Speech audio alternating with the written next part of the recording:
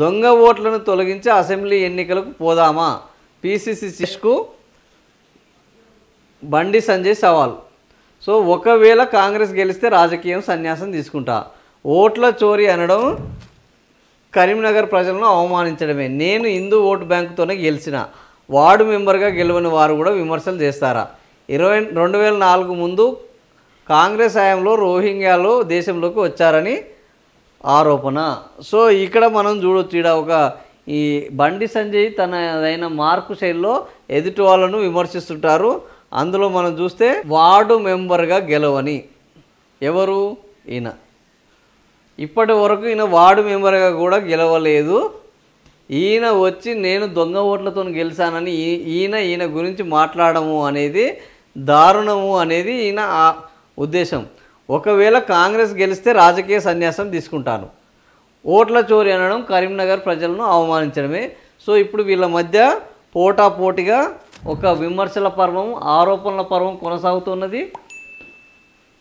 దానికి ముందు ఈయన ఏమన్నాడు అంటే, నేను కాంగ్రెస్ గెలిస్తే రాజకీయ సన్యాసం ఎందుకు, దొంగ ఓట్లను తొలగించి అసెంబ్లీ ఎన్నికలకు పోదామా?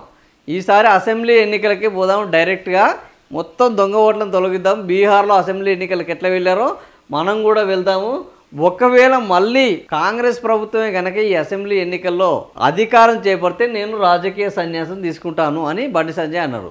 ఆయన కౌంటర్ ఏం చేశారయ్యా అంటే, ముందు అసెంబ్లీ ఎన్నికలు ఇంకా చాలా దూరం ఉన్నాయి, స్థానిక సంస్థలు ఆల్రెడీ రాబోతున్నాయి, స్థానిక సంస్థల ఎన్నికల్లో గెలిచి చూపెట్టు. బండి సంజయ్కి పిసిసి మహేష్ గౌడ్ సవాల్. బీజేపీకి ఘోర ఓటమి తప్పదు, రాజకీయ సన్యాసానికి రెడీగా ఉండు. యూరియా తెప్పించలేని నువ్వు ఒక కేంద్ర మంత్రివా? హోంశాఖ చూస్తూ రోహింగ్యాలు జ్వరపడుతున్నాయని ఎట్లా చెప్తావు? ముస్లింలను సాకుగా చూపి బీసీలకు రిజర్వేషన్లు అడ్డుకుంటావా? నువ్వు రాష్ట్రానికి చేసింది ఏమిటి? కరీంనగర్ నడిబొడ్డున చర్చకు సిద్ధంగా ఉండాలని కామెంటు. సో తీవ్రంగా ఒకరి మధ్య ఒకరి వాదనలు ప్రతివాదనలు నడుస్తున్నాయి. సో ఇది ఏమన్నాడు, హోంశాఖ చూస్తూ రోహింగ్యాలు. ఇక్కడ మనం చూడొచ్చు 2014 ముందే రోహింగ్యాలు, ఈ 2014 ముందు ఎవరున్నారు? కాంగ్రెస్ ఉన్నప్పుడే ఈ రోహింగ్యాలు వచ్చాయి అని ఎవరు చెప్తున్నారు? బండి సంజయ్ చెప్తున్నాడు. కానీ ఈయన చెప్తున్నాడు మరి హోంశాఖను చూస్తున్నావు. ఇప్పుడు నువ్వేంది హోంశాఖ, బండి సంజయ్ ఏంది హోంశాఖ సహాయ మంత్రి ఈయన కేంద్ర మంత్రి. ఏది హోంశాఖకు. ఈ హోంశాఖకు సహాయ మంత్రిగా ఉండి రోహింగ్యాలు చొరబడుతుంటే నువ్వేం చేస్తున్నావు అని పిసిసి చీఫ్ మహేష్ కుమార్ గౌడ్ ఈరోజు ప్రశ్నిస్తున్నాడు. నిజంగా కూడా ఇది వ్యాలిడ్. ఎంతసేపటికి అధికారం మన చేతిలో పెట్టుకొని అది తప్పు జరుగుతుంది, నీ చేతిలోనే కేంద్ర హోంశాఖ ఉన్నది. నువ్వు వెళ్ళి రోహింగ్యాలని అక్కడ లేకుండా చేస్తానంటే అడ్డుకునే వాళ్ళు లేనే లేరు. రోహింగ్యాలు అనేది చొరబాటు ధరలు, కేంద్రం ప్రభుత్వము దాని మీద చర్యలు తీసుకోవడానికి అవకాశం ఉన్నది. దట్టు హోం మంత్రిత్వ శాఖ చాలా బలంగా పనిచేస్తున్నది. సహాయ శాఖ మంత్రిగా ఉండి ఏం చేస్తున్నావు అనేది ఆలోచించాలి. సో ఈ నేపథ్యంలో కేంద్ర ప్రభుత్వము ఈ రోహింగ్యాల మీద కేవలము రాజకీయాల కోసం రోహింగ్యాలను వాడుకుంటున్నారు. నిజంగా రోహింగ్యాలు ఉన్నట్టు వీళ్ళకి తెలిస్తే ఎందుకు వాళ్ళ మీద దాడులు చేయట్లేదు, ఎందుకు వాళ్ళని బయటికి తీసుకురావట్లేదు, ఎందుకు వాళ్ళని తిరిగి పంపించడం లేదు, ఎందుకు వాళ్ళ మీద చట్టపరంగా చర్యలు తీసుకోవడం లేదు? ఇది ఈ రోజు అందరి మదిలో మెదులుతున్నది. హోంశాఖ చూస్తూ ఎందుకు ముస్లింలను సాకుగా చూపి బీసీలకు రిజర్వేషన్లు అడ్డుకుంటామా? ఇక 42% రిజర్వేషన్లు అనేది మేము ఎందుకు అడ్డుకుంటున్నాం అంటే అట్లా ముస్లింలు కూడా ఉన్నారు అనేది వీళ్ళ యొక్క ఉద్దేశము. 10% ముస్లింలు ఉన్నారు, 32% మాత్రమే బీసీలు ఉన్నారు. ఆ బీసీలకు ఆల్రెడీ 27% అమలవుతుంది. ఈ కొత్త 42% రావడం వల్ల కేవలం 5% మాత్రమే బీసీలకు న్యాయం జరగబోతుంది. ఈ 5% మాత్రమే జరిగే న్యాయం కోసము మేము దానికి ఎందుకు మద్దతు ఇవ్వాలి? మీరు ఆ 10% కూడా తొలగించి 42% బీసీలనే పెట్టండి, మేము ఒప్పుకుంటాము అని బీజేపీ చెప్పడం జరిగింది. దానికి మీరు ముస్లింలను సాకుగా పెట్టి ఈ బిల్లుల్ని వ్యతిరేకిస్తారా, ఈ బిల్లులు ఆమోదం పొందకుండా చేస్తారా అని ఈరోజు ఎవరు అడుగుతున్నారయ్యా అంటే PCC chief Mahesh Kumar Goud.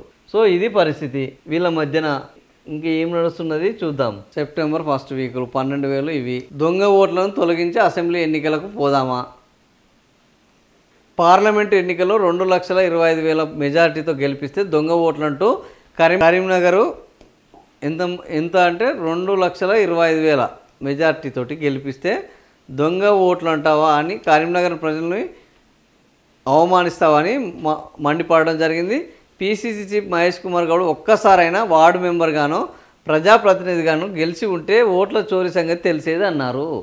So ఎదుటి వాళ్ళు మన మీద బురద జల్లినప్పుడు ఎదుటి వాళ్ళ వ్యక్తిత్వాన్ని, ఎదుటి వాళ్ళ యొక్క విజయాలను అపహాస్యం చేయడంలో భాగం ఇది. అదొక స్ట్రాటజీ.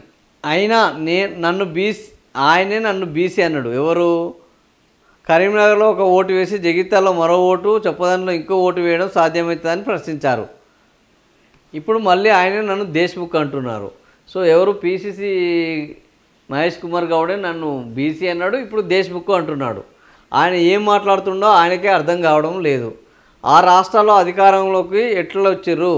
కరీంనగర్లో చాలా మైనార్టీలలో వందల కొద్దీ దొంగ ఓట్లు ఉన్నాయని, వాటిని తొలగించాలని మాజీ మేయర్ సునీల్ రావు ఫిర్యాదు చేశారని సంజయ్ తెలిపారు. సో దొంగ ఓట్లతో గెలవాలనుకుంటే బీజేపీ 8 ఎంపీ సీట్లు మాత్రమే ఎందుకు గెలుస్తాయి? 16 సీట్లు గెలుస్తాయి కదా. ఓట్ల చోరు జరిగితే కర్ణాటక, తెలంగాణ ఇక్కడ మాత్రమే కాంగ్రెస్ ఎట్లా గెలుస్తున్నది? అన్ని చోట్ల గెలవాలి కదా.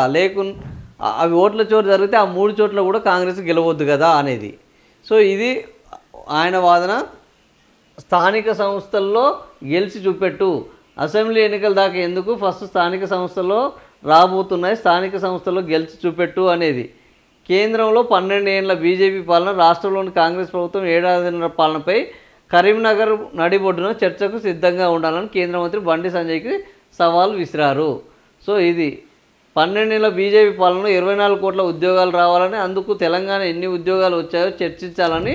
నువ్వు ఇంకా కార్పొరేటర్ కాదు, కేంద్ర మంత్రి స్థాయిలో ఉన్నావని గుర్తుంచుకో.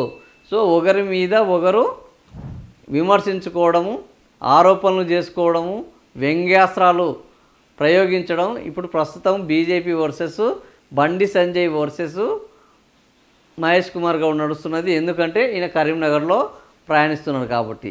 ఈ పరిస్థితి ఎప్పుడు పూర్తవుతుంది అనేది చూద్దాం.